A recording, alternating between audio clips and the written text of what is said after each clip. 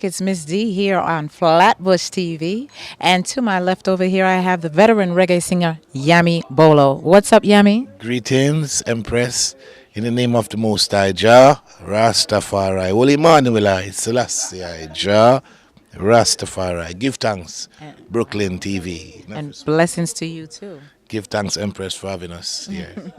So, Yami, I got a chance to see you very recently at SOBs for performance in tribute to Sugar Minott, and you really gave a stellar performance. Thank you very much. Yes, I love to perform for the people, but more so for Sugar Minott because I never really get to go to his funeral. Circumstances beyond my control, and so I felt it necessary that I should really belt out that night, in regards to the respect I have for him and the music, you know.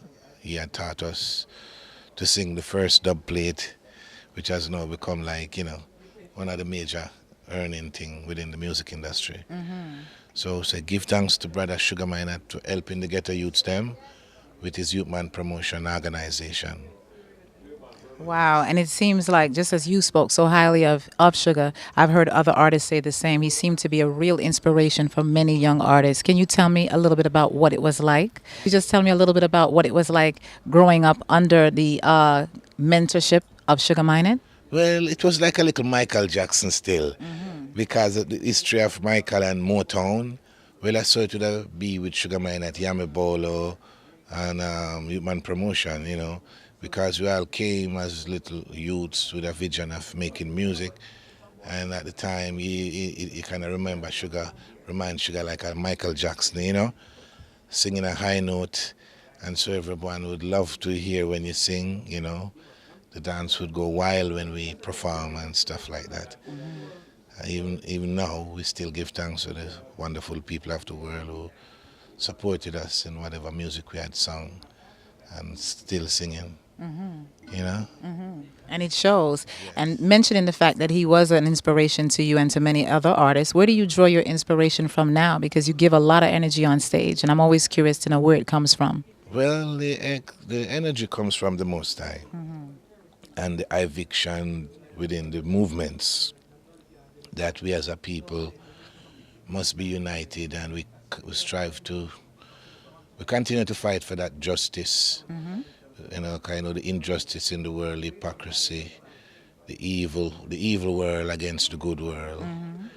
As some tradition have no good nor evil, but Christ taught us that, the wicked dead, just like the good. And for that reason, we stay with the cultural music and continue to not even fight, but to re-educate the people. That this is paramount importance for us to be united as a nation, as a people, as a family, because most of the youths them, broken family, and so it become like a trend, that when they grow big now and the people them grow big, them feel like this is the way to go, whilst the other nations are united. Most of them, they have problems just like we too. They have similar broken homes like we too, but only because we are just a black people have to strive more harder, because being black and you're poor is a double whammy. So only So true. only escape we're going to have is education. So if you can get your education, get your education. And America is a place with a lot of education. We have education in ghettoology, a master degree. So with the inspiration of His Imperial Majesty, teachings, and yeah.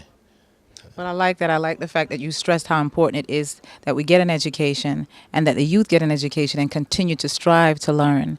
And when you think about your music and spreading positive messages, how do you feel about today's current reggae music and where it is today, and how you balance out the culture, let's say the cultural aspect of reggae with dancehall? How do you feel about it?